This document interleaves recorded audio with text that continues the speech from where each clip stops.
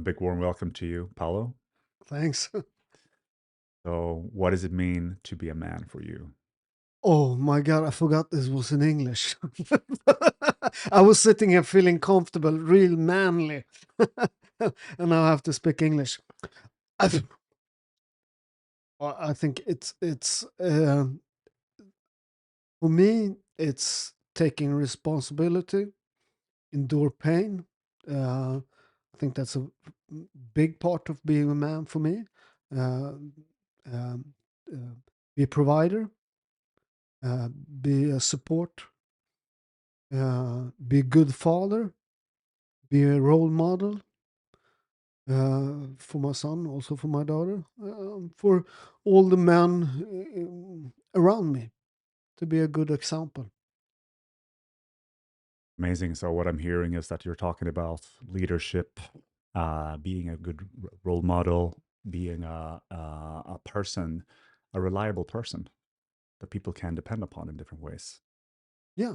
No, but a man who's there, a man who's there to sacrifice something for your near and dear family, friends. That's important for me. Have you always held those values and beliefs? Is this something that's come from your background or upbringing, or have you learned them along the way? I think I'm from two cultures. My father's from southern part of Italy, and I think most, as a man, you watch your father, and he's the first manly role model. And he comes from a big Italian southern outside Naples in the mountains. We're farmers. We own land. I own a lot of land, olive trees, and take responsibility for your family in a big, not a small family, you know, because if you watch my father who moved to Sweden, got a good job, he earned a lot of money, but part of our family down in southern Italy, they're quite poor, and everybody helps everybody. So every month he pays down to the family, gives money, and they divide it. My relatives for those who needs help, and that's now when I import olive oil to Sweden. Now when I need help with my trees, and because I can't be there all the time, I live in Sweden, and there's work to done. I'm down every year for the harvest, but you have to do a lot of work. Every month something you have to do. I don't pay nobody nothing because my family have trees beside my trees. When they do the work on their land, they do the work on my land. Because in the long run, everybody, they help me with the trees. We help them forever. So you're part of a bigger, more big unity than just your family. You got a support who's much bigger than just mother, brother. It's like when it's weddings. We're a big family also for southern Italy. When it's weddings, it comes like 500 persons from my family. Hmm. Yeah, yeah. My grandmother, there were 13 siblings, and my grandfather was 10. His sister has 10 children. So, it's a big family. Wow, it's rich, rich Southern European Yeah, yeah, yeah, structure, yeah. culture, and then of course you have the Swedish heritage as well in Yeah, upbringing. yeah, very much. Yeah, If you could be the perfect person, if you took the Italian passion, the Italian loyalty, and pair it with the Swedish, responsibility, stay with your word, do what you're saying, you could, you'd be the perfect person. Look at me. exactly. Well, I'm curious to learn more about how you think that you feel that both of those cultures have influenced you both positively and perhaps negatively, Yeah, and of course. Yeah. I'm very curious about this dynamic mix of you there. Mhm. Yeah, but I had a rough upbringing. Uh, I got involved with gangs and so on, in my youth. The Swedish police classified me as one of the three most dangerous men under 18 years old in Sweden, in Stockholm. So I had a hard upbringing, with a lot of tough shit that happens. Not I made it myself too. It was not, can't blame anybody else. But with that upbringing, and I took me out of the criminality, started businesses. I think I got good perspective of manlyhood, and also what can go really, really wrong with being a man. If you have that manly energy, and you got nowhere to put it, then it's going to go really, really bad. You would say that as one of your major then themes, perhaps inside of you, like I get you as, I mean, knowing you, and you're a very versatile man with your the way you've gone from being a boxer to now ex-boxer, 600 rounds of boxing, into a TV personality, as well as now you're entrepreneur, especially in regards to like the food and the restaurant industry. But something I really pick up from you is that warrior energy, that element inside of you, and I'd love to explore more there about how, where did you think that comes from? Is it purely your Italian upbringing that is the root cause of that, or? I think only Swedes can say that. It's that the Italian, Swedes were the great warriors. I'm from Naples. We had 400 years of Viking kings. The Normans, they were Vikings. Mhm. So the one who liberates Sicily, his name in Italiano, it's Rogero, but his real name is Roger. He's a Viking. Yeah. So we got Viking blood, and the Swedes are great warriors, always been. Just the last couple of years, uh, Swedish media and Swedish politics just put in the head of all Swedish men that they're not warriors. They are real warriors. One of the toughest people ever lived on this earth. You know, if you watch the Vikings who defeated everybody, in northern France, Normandy, it's called Normandy Mhm. because of the Vikings. England, part of the English language is Swedish. You know window. You know why it's called window? No, I don't. In Sweden, its window is called fönster. Mm. Fönster is because when the Germans we started to the Germans came to Stockholm, the Hansa, was a trade union it's called Hansa, and everything was new when when when windows come, it was new with the German, and so we took our old word for that, and in old Swedish Viking language, it's vindöga, Mm. window. Mhm. So the Vikings, part of English is Viking language. So we get two great warrior cultures.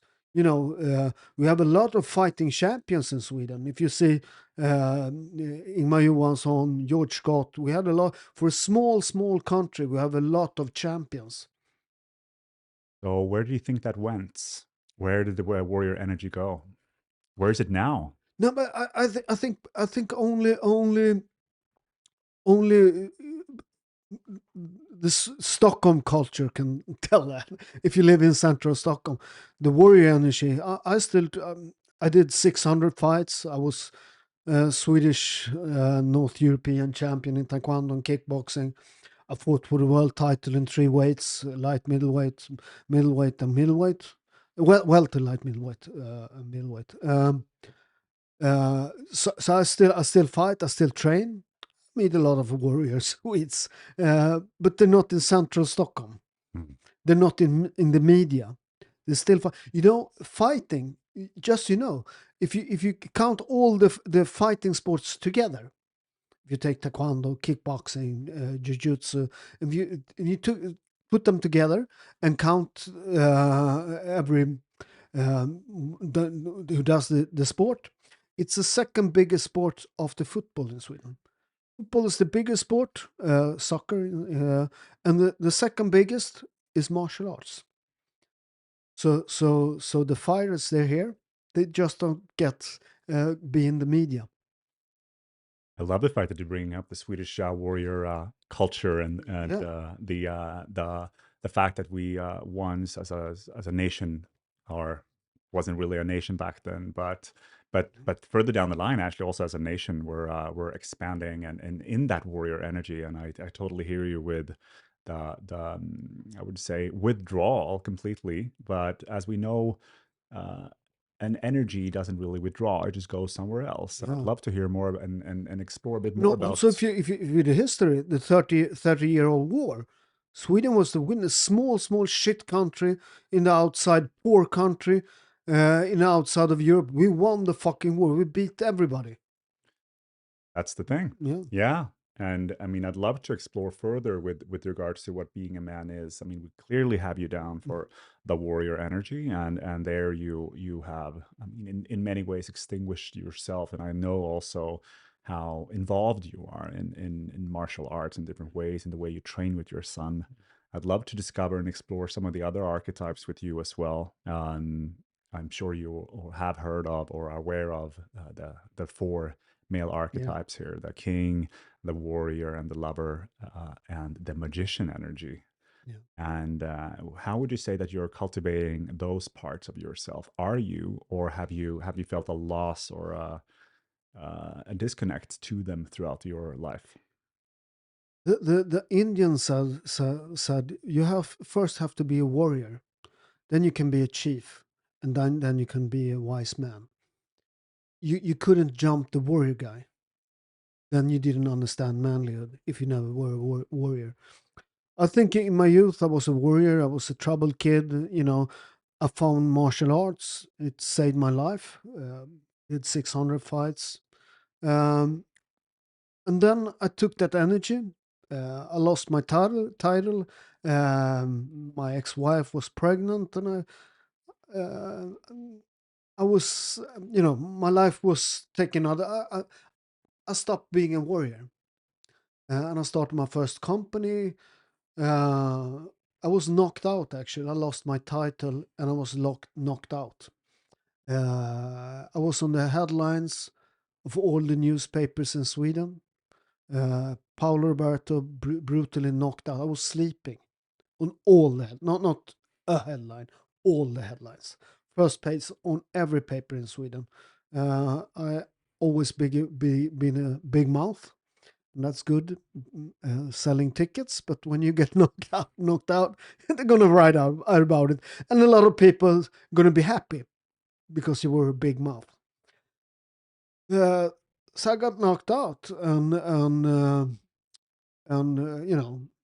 I came home. I didn't know. I hadn't gone to school.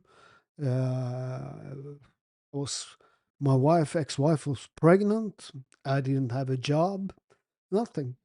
So Monday morning, I started my first company. I went up to TV3.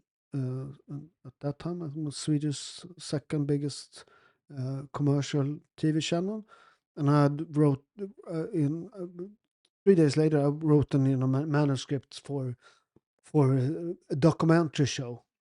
One they said yes. So one of the was I was supposed to eat junk food for 3 weeks. I went up 16 kilos in 3 weeks, and it was a great success. And that's the beginning of my starting companies. And then I started, I wrote a cookbook. It was number one Italian cookbook in Sweden. I got prizes from it. I was thrown out of school. Hmm. My headmaster, the last sentence from my school years was he took me up to his office, and he threw me out of school, and when I closed the door, he screamed after me, uh, "Kids like you always end up in jail." That's actually this last sentence of my school years. Hmm. Thank you for opening up about your journey there from being a fighter into then channeling that energy further into to entrepreneurship.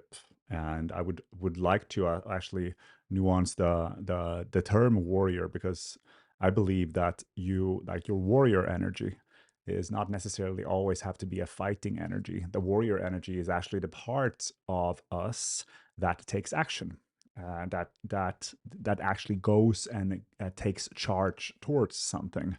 So your magician energy might have been activated through your ideas about entrepreneurship and your specific strategies there. However, it was that warrior inside of you that actually went and did it. Yeah. So it's I think it's important to refine a bit the warrior energy and not necessarily always think of it as it's a fighting energy, because it's much more than that. And And people don't understand fighting. They think fighting is being angry. It's the exact opposite. mm, My because when I was starting fighting, because I was a street fighter, I got in. I went out in the ring, and I went on a street fight, and I took some punches and I gave some punches, and luckily I won my first fights. But I couldn't box. I could fight. Um, but my trainer also, everybody says that kid, he doesn't know how to box. He's just a street fighter. And my trainers always told everybody, you know, you can teach anybody to be a boxer, be a tough guy. You're born with it. So what he did, my trainer, was take the street fighter out of me and mm, make me not angry. He always told me the last sentence every time when I went out in the ring. Always he said, "Ice in your head, fire in your heart. Ice in your head, fire." Because yeah, I had to stay really, really calm, control my aggression. That's the thing with in martial art. It's not aggression; it's control. mm. You can't be angry. No, and there's this term as well. Rather be a warrior. Warrior in a garden than a gardener in a war. That's the thing. Yeah, Another one, which is easy to love, hard to kill. yeah, Yeah, another one that is quite beautiful, I yeah, believe, to cultivate that energy inside yeah. of you. And thanks also for opening up there with how the headmaster was. I mean, I'm quite curious to understand.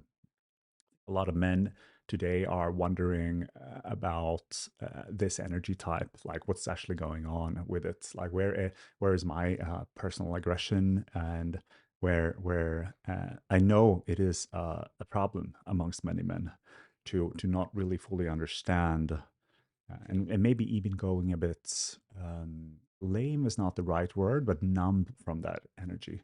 Where I'd love to learn, if you want to open up a bit about where did you get that aggression from in the first place? Like was it there with you, or how did it become? I think it's everybody's got it. Uh, I think it runs in our family. You can tell. My son is a fighter. He's undefeated. And he's a very good kickboxer. And you can tell.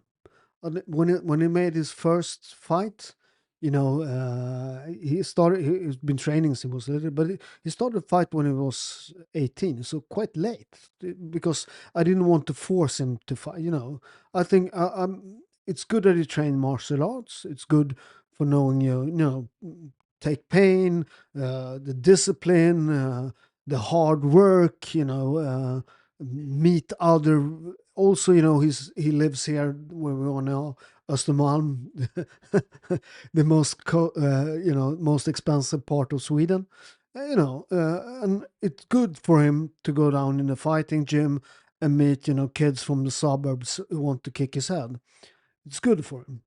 But I didn't want to force him. If he has the fighting thing, he should decide it himself. It's his journey, not mine. Then he decided when he was 18, I'm going to fight. And his first fight was like, when train a lot of persons, but when it's your son's gonna fight, you come up and you down, on the mat, kickboxing fight, and you watch this kid is gonna fight. He's like 6 years older with a beard, from the suburbs, and you look at your son, 18 years old, he looks like a kid, and I was, and I said, I told him also, these guys that they're like, you have to kick him hard or punch him in the face really, really hard the first thing that happens. Otherwise, he's gonna eat you. This guy, you understand? Yeah, yeah, yeah. And I was like, oh my god, he's gonna be, he's gonna be killed. He's too kind, the guy. He's good in school. He got highest rate in every. He's very smart. Studies very, very well dressed and very. And I thought, oh my, this was a big mistake to make him fight. I should have known better. He turns around and he kicks this guy. Now when they start to fight, so he flies out of the mat, and he wins the tournament, the final. He knocks the guy out. So it runs in the family. He has, you can't tell because he's very, very well, he behaves well. He never angry. He never, never been in a fight in all his lives. But he's a tough guy. We have that genetically. My brother is a tough one too, So I think everybody's got it. Everybody. Some have more access to it. Some more. Some have more of that energy pulsating. Yeah, of course. Yeah. But everybody's got it. What? Why do you think when a kid is under a car, moms can lift the car? Yeah, they have yeah, a show. completely. Everybody got the energy, but you have to find a way to make it alive. Yeah. I mean, what I find also fascinating about you, I mean, it's. I notice how we're constantly like moving into the warrior energy and archetype with you, but we have what I sense from you, and perhaps it's not coming through as often as your lover archetype as well. Yeah. Your sensitivity, your love for nurturing, for cooking, and all of those qualities that they're even like I almost sense this like Italian fatherly family man coming through as well. How would you say that that's affected you over, and where are you? How much are you channeling in? How much do you give nurturing to your lover energy? People don't understand. I've given quite a lot of time to the warrior. The lover is and the magician type. I wrote 13 books. I have started 5 restaurants, 1 hotel, and being a cook, a chef, it's an artwork, to make Yeah, the real dishes very, very, every plate that you go out to the guest, it's a new work of art. You're as good as your last plate. That- So every time you cook food, you start a new journey. This carbonara I'm going to make is So when Italian food, it's very, very, very passionate. It's very, very stick to the rules. It's very much it's not a complicated kitchen, but it's very, very passion. You only, but so you understand the Italians, and now the greatest pizza chef in Naples, Gino Sorbillo, is I love his pizza. I love his work. It's one of the greats. He has now put pineapple on the pizza. He's one, and in Italy, there's the passion for food. It's on the news in Italy, and they're all divided, and it's a big, is it right? Is it wrong? And I think he's very good at marketing, and what he says, because he knows everybody hates pineapple on pizza. What he says, pineapple and tomato doesn't go well together. But we put fruit on pizza in tradition in Italy. We have melanulca. It's a apple you can use on the pizza, and you have raisins and so on you can put on the pizza. Traditionally, we had made in Naples. Pizza is from Naples, not from Italy. So he said, "Why can't I put if I do it with passion and it's good? Taste it, Mhm. and it's good." Now, one of Italian's other great chef, he's almost forgiven, but you have the big dishes of Rome. You have the carbonara, and then you have amatriciana. Yeah. And they were one of the biggest Italian chefs. He said, "Well, I know, but you don't put garlic in amatriciana, but I like it. So when I make it for myself, I put garlic. I think it's better."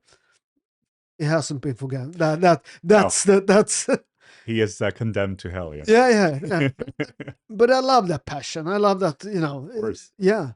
In Bologna, with the sauce ragu bolognese, uh, for quite a time now, for a long time ago, there was a big fight. How do you make the spaghetti bolognese? Yeah. And how do you make the tagliatelle? It's also from Bologna. So the Chamber of Commerce of Bologna, they went, okay, stop fighting. We're going to find out the real recipe. So now they have the real recipe. If anybody starts arguing, you just go to the Chamber of Commerce of Bologna, and you have the real recipe. Oh yeah. So that's the passion of the food in Italy, Yeah, and it's coming through the passion for the art, for the Yeah. food, for certainly things there where I can feel that definitely from speaking with you, and I'm really curious to continue in our conversation as well. I mean, as part of the aim of this podcast is really to build conversation and stimulate co-creation as well as co-learning together in order to create concrete tools, tips, and solutions for the modern man. So a part of the experience is that we will actually navigate these episodes through the help of the audience, with our listeners shooting in questions, themes, suggestions for both guests as well as different challenges. And already now we have, based on our first just send out, received 80 or 90 comments and suggestions on people. So we have a lot of questions to go through. And Okay. yeah, not that we're going to go through all of them this session, but I'd love to explore with you one of the ones that caught our attention, which is, I think, a perfect way to engage and begin a podcast like this, which is how can we create a society where women get to be women in a feminine way and men can be men in a masculine way. And those who want to be somewhere in between get the freedom to do so as well. Can we create something new here and now? And I don't think we should go backwards in development. However, it feels like we actually lost something. We have lost something from the past, which is important. I think when I watch my two cultures, you can't get two cultures in Europe who are more different than the southern, because Italy is not one culture. You have the southern part of Italy and you have the northern part of Italy. It's Italy is a new country. It's united 1861. So it's a new country. Where I come from Naples, we don't even speak Italian. We speak Napolitano. It's a language. So culturally, it's a big difference. And if you watch the Swedish culture and the Italian culture, it's very different. And what we lost maybe in Sweden, we won a lot of things with the protection of the society, all the benefits of our salary. But what we lost, it's the unity that man and women, family working with the land. Because when I go down, with the harvest we do every year, we do olive oil. We don't only talk bullshit. Every year we harvest by hand. We do everything like the thing with olive oil. You have to make a quality, and you make crap oil. It's a harvest. You have to harvest in the right when the olives are not too ripe. because then they got too soft, and it comes in when you harvest them. They break. It comes in oxygen, and the oxidation process starts in the olive, and the olive oil goes soured. And that's how you make. So you have to harvest by hand. So it's a work like we did. My grandfather's father, he harvests olives exactly like me. The only difference is that I take a tractor down up on the mountain. He takes the horse and donkey. Uh, but when I come down and we start the harvest, because we make the quality, and it's a lot of work by hand, and you can't do that if you don't have a family. You can't pay work; it's too expensive. So we work all together, all the village. Everybody works together, all the family. Everybody has a purpose. And that's the problem with the new society. It's not man does that, women does. When you harvest, everybody does that. But everybody has his function. You can say like a mother is saying they should stay home with children.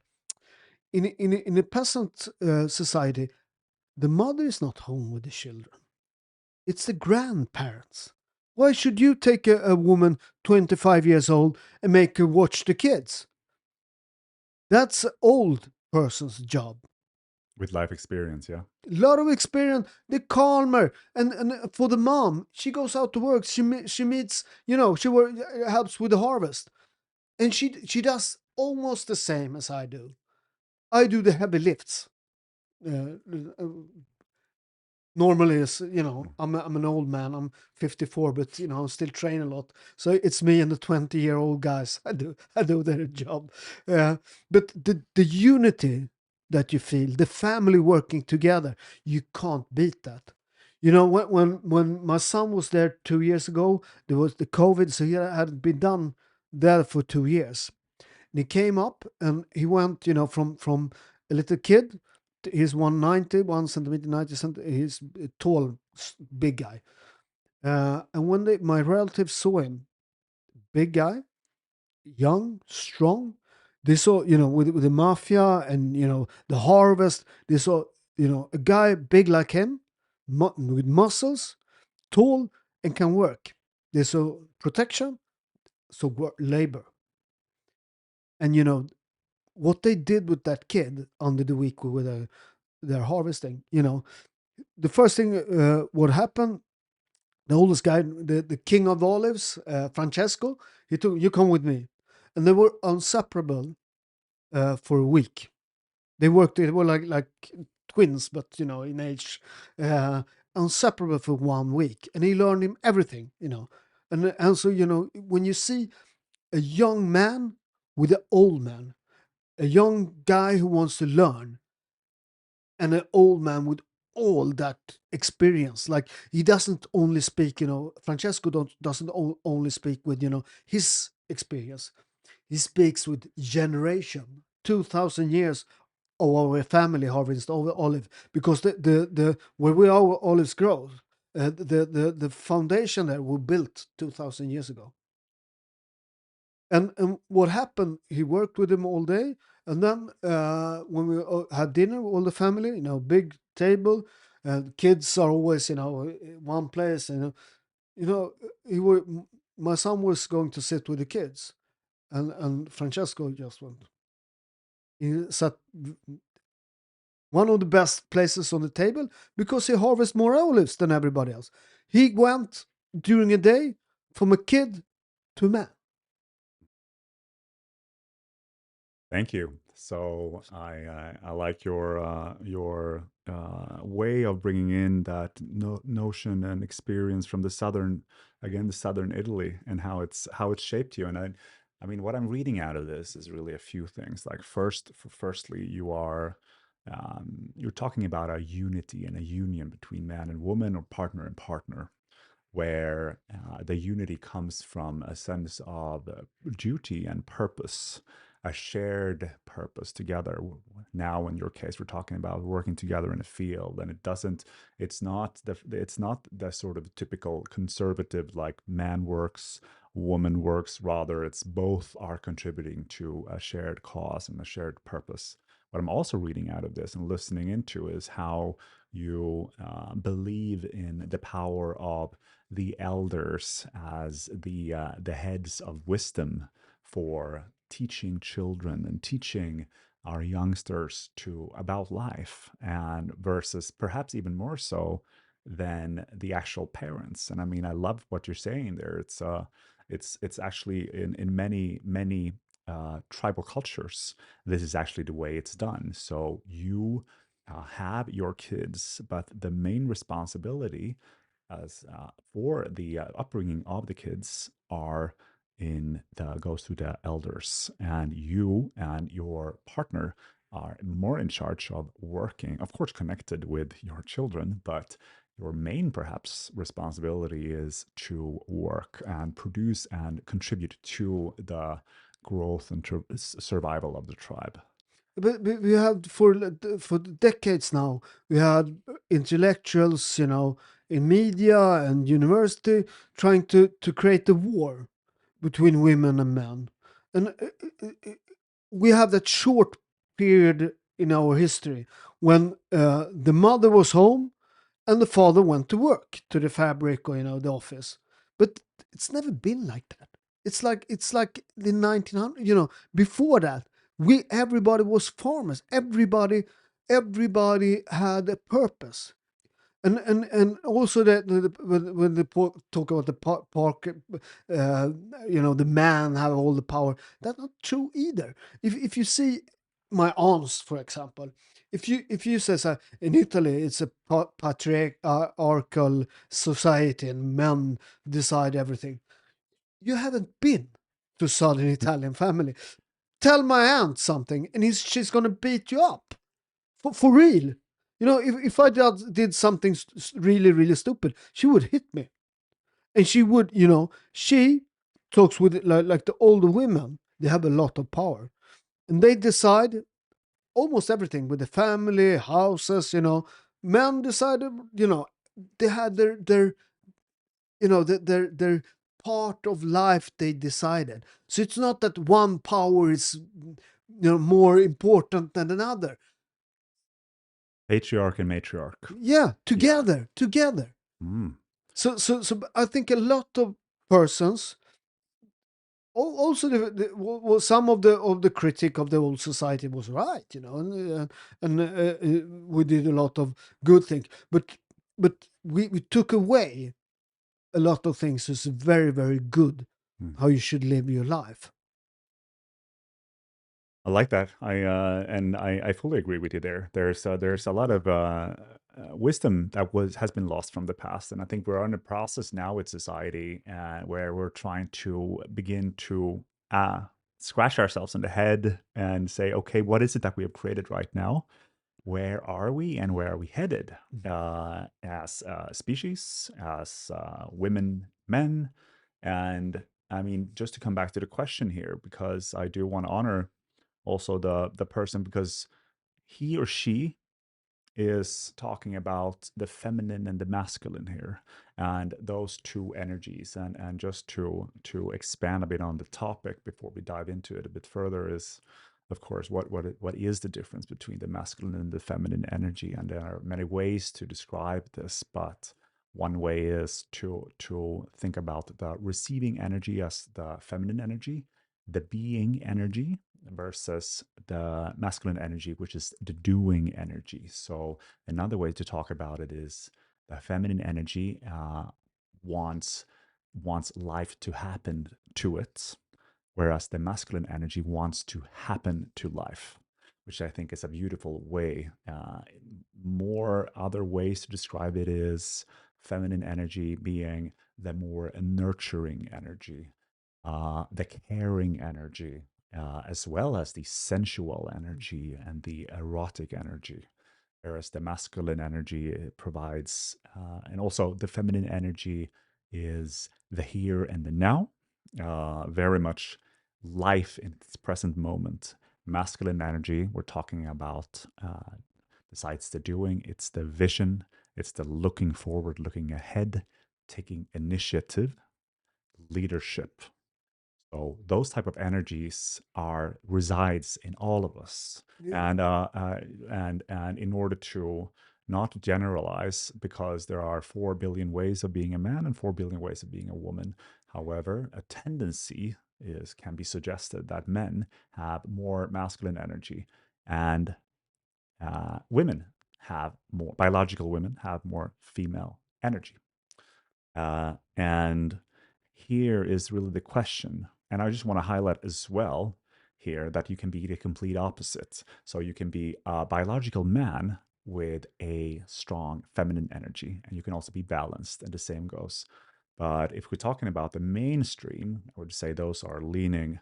And this person is asking, so how today can we create a society where, let's call it, a woman can be more in her feminine in a relationship, whereas the man can be a bit more in the masculine, cultivating those energies and still not go back towards a conservative society. And what you're suggesting here is, I guess what she's suggesting is that she's talking about this post-industrialistic housewife provider relationship. Whereas what you're talking about way further back Mhm. is that that was never a thing. It was always a Yeah. function. Everybody played their function.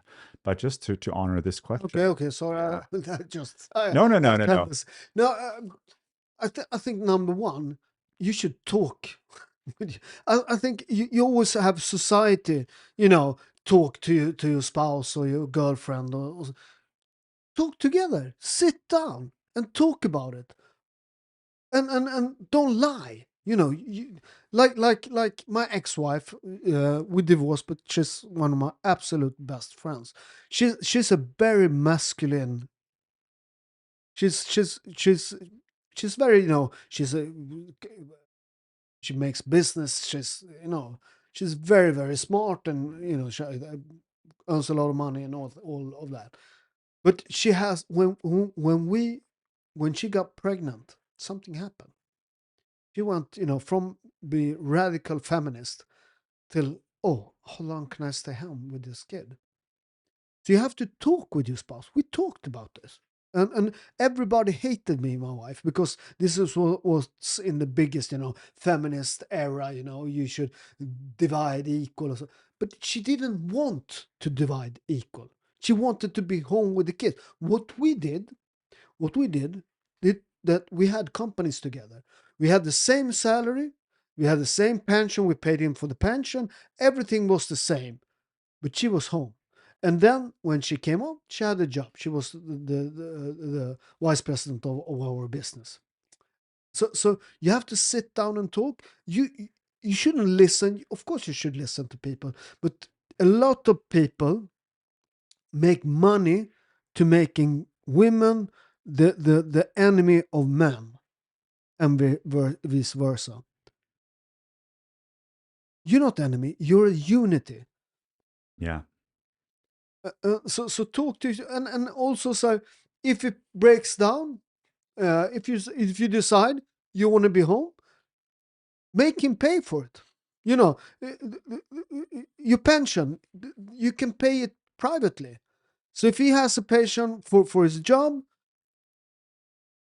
education, when you're home, you can study. So we paid for that, so she could get study when she was home. Sure. So because when the kid sleeps, you can study. I like what you're saying there a lot. And I believe that you're completely right in, first of all, to have a proper discussion about this, like communicate about this. And with my wife, I've held this conversation many times over the years, which is what is our vision together as a couple. And when people think about vision, like where are we going as a couple, I believe many are thinking like, oh, we want 3 kids, we want to have a house there and there, and I want to go to a holiday once and twice a year, and I want to live near my family. Very much outside, like what do we want life to look at outside. But I believe a lot of couples, maybe 95% of couples, forget to talk about is what is the vision for our dynamic? Like, how do we want to be with each other? How do we want our dynamic between us to be? And what I'm reading from you here is exactly that. Yeah, no, actually, what we did right, me, my ex-wife, we did everything right with business, with money, property, everything was pop, pop, pop. We forgot our relationship. mm, That's why we divorced now. Maybe something else, but she's one of my best friends. Uh, if we could have worked out things together better with our relation emotionally, not only practical, emotionally, heartily. So we could have done better.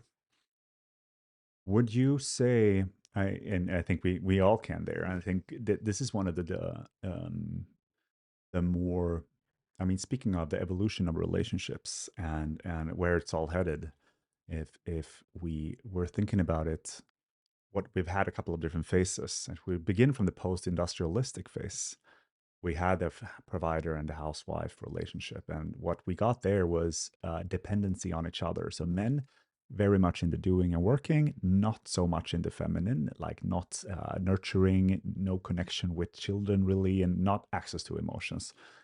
Other side, women very much taking care of everything in with regards to nurturing children, no ability or not allowed even perhaps and culturally to work. So we have that situation. So we were depending on each other to survive, and what that caused was dependency, but also a rather strong polarity, because the polarity play opposites, it's what attracts. So it's one of the things that I notice a lot in now in relationship work, that we have created a society where we have blended everything a lot.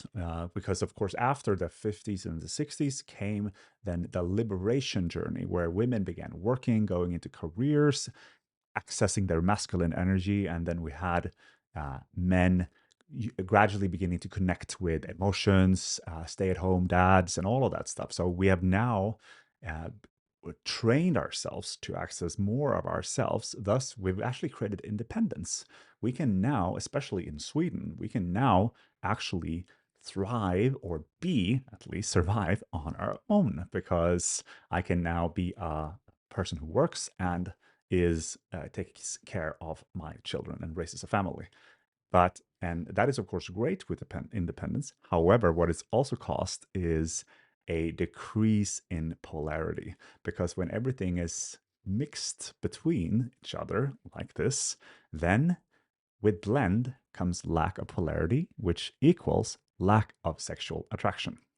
So we are not attracted to each other unless we are actually a bit different from each other. So what I'm seeing now, and it's a lot of the work that we I'm noticing from in the space of personal development, and that some things that we're looking at in Sculpt as well, our training, is how can we now, with this understanding and connection to both our essences, how can we begin to polarize ourselves? And that doesn't mean that we go away from each other in that sense, but in the unity, like with a formed, a unified vision of who we are, how can we consciously create polarity?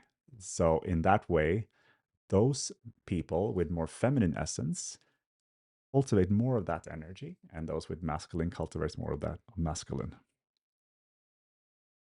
So and why I want to bring that all in is that I hear you say that your woman was, or your previous, your ex-wife was in a masculine energy, very much so. And I'm curious to know, how did that affect? Because I get a sense that did you then, No, it wasn't. She's got very much. She's also very beautiful too. She's really good look. She's real. She's really hot. So nothing that you can be all a lot of. I am attracted to that type of woman, yeah, because and I find that dynamic. I like tough women. So it's not for me. It's not unattractive. I don't get. I like that. So it's not that I go, oh no, I don't feel, because then I have to be even more masculine. So I like that. Uh, Could be that, or could be also be that you have access to a lot of feminine. yeah, Uh, yes, I have. Yeah, because that's the thing. If yeah, you have a strong feminine essence inside of you and can connect with the feminine essence, then you will be, as a man, attracted to a woman with a lot of masculine yeah, energy. yeah, yeah. Absolutely. I think I'm both. I'm very much, the fighter warrior.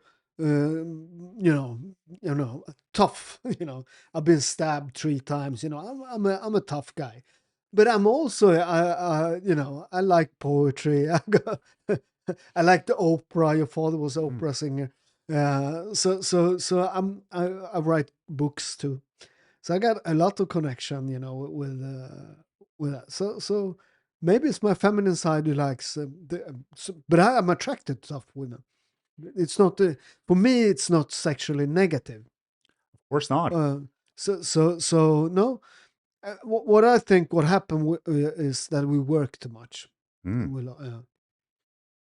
I have a lot of men, uh, uh, male friends, who are very attracted to the masculine energy, and they also have, some of them have a very much connection to their feminine energy. They prefer the nurturing towards versus the typical doing. So this is the beauty of playing with energy and dynamics and all of it. And you can, as a couple, the beautiful thing is you can choose, you can interplay, you can be dynamic as long as you begin to communicate, like you said. I mean, I think there's a famous Swedish book is Populär musik från Virtula. It's northern about northern Swedish. And they have a saying is knapso. If you're tough enough, you can also do things not so manly. you know Of course. nobody can take away. I did a lot of fights. I like to cook. I love it. I cook all the meals when we were married. I love cooking. So I'm a very very I have connections with that type of. Yeah. But you can you can be both energies. Of course, and also there's a lot of it's a whole hidden area about uh, male emotions and how that works, and it's coming back to this ancient like the Native Americans, several tribes there. When the boys are to be initiated into men, they usually go away from the tribe. So Yeah. they're taken away from the tribe to spend time only with men from the tribe. And I remember reading about a tribe that has a process during this initiation rite where the elderly men sit together and they cry. They just sit together and cry and cry and cry for a week. So that's what they do. They teach the boys how to cry. As part of their initiation rites, they sit together around the fire and cry and cry and cry. And they train the men, the boys, into this emotion, train them into crying, because real men are have full access to all of their emotions and an ability to express those emotions. Again, things that have gotten lost. Yeah, but when you should. A Exactly. man shouldn't cry for pain. You should cry for other things. Of course, you could cry, but you shouldn't cry for pain. You shouldn't cry. Uh, you can cry when you lost, but you should lose, but you shouldn't. You know, Does it have to be rules of when you can cry or not? a little bit, I think. Yeah, please explore or elaborate. Don't cry for pain. Why should you cry when you feel pain? Well, I think it's a bit difficult to dictate my own emotional world. I mean, if I do feel a need to cry, uh, am I not allowed then as a man to cry? Is that what you're saying? Yeah. Okay, Now, for pain, why should you cry? If you break a leg, yeah, you open up for the weak energy. Oh, my son, he broke, what's the name of this bone? Nyckelbenet. I'm not sure about the English word for Yeah, he it. broke that. He wasn't, he was 17 years old or 15 or something. And he came home and it hurts. And I said, this going to, in Sweden and with the hospitals, take time. So don't cry. Okay, Don't cry. And he want to cry. And I said, don't cry. it's not going to make nothing better. You're going to open up for the weak energy. Suck it up. And we spent a lot of time in the hospital. He didn't cry. And, uh, he didn't show pain, and he endured it. And it takes it with him all his life. He didn't cry. I'm personally curious there because I have an opposite Mm. viewpoint on that. For me, it's if I have an emotional experience inside of me and I'm being told don't cry, I think that could be one of the reasons why we as men have bottled up a lot of our experiences. But They you should cry. When somebody dies and or something, you should cry as a man. But for pain, it's got no function. You being weak. If you stay in, if you control your emotions, it's gonna hurt less. Of course, if you can't control it, well, cry. But if you can control that, you're gonna be a stronger person when you come out of it. I like that, and I see where you're going with it, and I fully understand that. I can definitely see it as a point of direction to be able to become friends with pain and rather think of pain as something that is, I mean, your relationship towards pain and how we have, because life is all going to be all out. Life is very painful throughout our experience. So I'm almost getting like the whole samurai ideology that make pain and death your closest ally. And when you're experiencing, if you notice that there's tension or possibility for conflict, move into it. And I do see definitely what you're referring to there as a He's a fighter. yeah. You can't cry from pain. Then you're gonna lose. Pain is your friend. Pain is the friend, definitely. You But if I am in a situation where I feel like I have to cry, whether I'm not, maybe I'm maturing as a boy into a man, Yeah, and I but have a of need. course you don't tell your 5-year-old son don't cry. Little bit if Yeah, he scratches his finger, it's all about a process. If he scratches his finger like a small kid, when my kid was small, he fell down and he was crying because they cry. It's a signal to come and help me. And I said, Does anything bleed? No. Is anything broken? No. Don't cry. But if he broke his rib, he could cry when he was 5 years old. But if you're like 15, 17, you shouldn't cry, or at least you should try not to cry. Cry. It's going to make you mentally harder because pain is going to come in your life. It's one of the certain things in life, pain. And if you're a fighter, pain is part of the game. absolutely. And there I'm with you definitely about how I would definitely want to strive towards that as well. Strive towards learning to establish a good relationship with pain and understand that pain per se is not actually dangerous. Pain is It's just a, it's, pain. a, it's electrical signal. Exactly.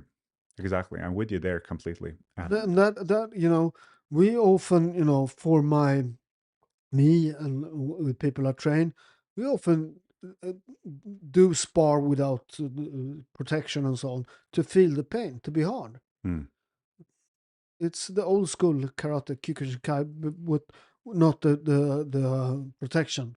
yeah. And then you get, it's good because if you purposely every week, for me almost every day, I put me in a situation where I feel pain. Yeah. It gets me trained with pain. Then when it comes, will it always come? It's gonna come in your life. Then you're prepared because, oh, this is pain. I know this. So I'm gonna jump in here. Mhm. Can you hear me, Carl? Okay. So we actually got a clip that I'm gonna try to show both for you and for the listeners. Just give me a second here.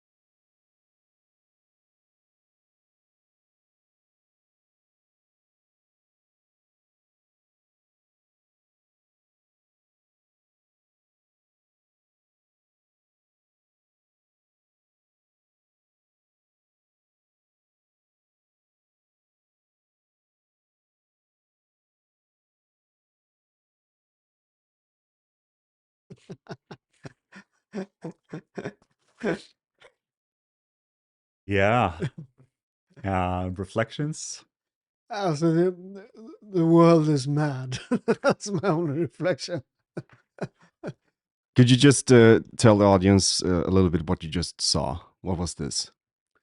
Definitely. So we what we saw and witnessed was a YouTube clip about a man who tried to break the world record for longest consecutive cry or longest cry. And he went for it and managed to go for about 6 hours straight, but the Guinness World Record didn't acknowledge the record as a possible record because it's no way of identifying whether it's And he's afraid. That's crazy. But on crying again, we during all of our history, we told our kids stop crying. I'm just gonna add one final thing. We're gonna put the link to the clip in the text to the podcast. yeah. Great. No, but all in all history, we told our kids stop crying. Sometimes some things are good. I think if you have like 100,000 years of experience, okay, cry when something's broken, but learn not to cry. It's good because that's the problem with our societies. It's full of crybabies. You've grown up with with parents saying it's okay to cry. It's okay sometimes to cry, but mostly as a kid, it's not okay to cry. It's not that I'm a hard motherfucker who torture my children. It's learning them how to cope with society, because a person who always cries is a person nobody gonna like. Nobody likes a crybaby. I like what you're saying there as well. And I believe that we are on the verge of evolving ourselves, like being emotional and expressing. There's a difference between expressing your sadness through crying versus feeling the sadness inside of us versus suppressing the crying inside of us or the sadness inside of us. And I believe that it's been, and also something that has been expanded upon in the world of personal development, is to learn how to cry. And whereas as crying is a nice release to have, it is a healing effect to let out your sadness. I believe that we're going to be maturing gradually into a species or a mankind which is able to feel the sadness and hold it inside of us and process it inside of us rather than crying it out all the time. So crying is expressive, and then of course the opposite side of that is of course to completely suppress the feeling, which is definitely not healthy. If you have sadness inside of you, then to not allow for that feeling to go through you is something that is, I believe, perhaps at where we are in a stage with men right now, possibly a big evolutionary step to take, to just learn to process those feelings and allow yourself to feel sadness. Yeah, it's okay to feel sad, but it's different between sad and pain. Absolutely. It's two different. Absolutely. I fully agree with you. So and of course, I'm not a fascist bastard. Of course, you're gonna cry, but you should try not to cry. It's gonna make you harder, and sometimes it's good to be hard. Sometimes it's good to be hard. I believe Because sometimes life is hard. yeah. We're gradually moving towards rounding up this episode, and I'm very grateful for the different topics we have covered. We started somewhere deeply into the world of the warrior energy. We went through your own personal journey there, as well as your journey with your entrepreneurship, and we just continue talking about the labor energy and really experience. I'm really excited about listening into your own upbringing and Italian culture and how some of those learnings there and how they work as a unity in a group and a family structure are things that we here in Sweden and I'm sure in many parts of the world can learn a lot from. I'm also excited about our last conversation here, where we went to talk more about what the whole idea of masculine and feminine and a unity. And I love how you shared how you believe that just communication about this is key and the essence. And I believe I fully agree with you there. Also, really appreciate this thing in the end. Finally, building up some actual tension, some discussion. Can we cry? Can we not try? And I definitely value your standpoint there, and I see what I see what you say too. yeah. And I just want to finish it off really with having a bit of a checkout and where are you after this conversation, and are there things that you will bring with you from this episode? I think because always when you talk about these subjects, it's actually good talking about them because you don't always do. Maybe you and me, who works a bit with these things, we talk a lot more than normal men. But men talk about feelings too, but not in the way women do. So I still have my old boxing friends, and we talk about feelings and relation, but in our way. So what I take with me is like it's always good seeing different archetypes of men and listen to their experience of life, and that's how you get smarter. That's how you develop as a person, to listen to other people and don't be dogmatic in what you think. Thank you for that rounding up, and I feel the same way. And as part of the purpose of this pod is really this to build a conversation, to create co-creation, co-learning from each other, and constructing a world where men can work together, men of different kinds, different sorts, so that we can together shape and actually build concrete tools of what it means to be a man today, a modern man, and how really where we can cherish our differences together. So with that, I just want to say big thank you Thank you. and hoping to see you soon again. You will.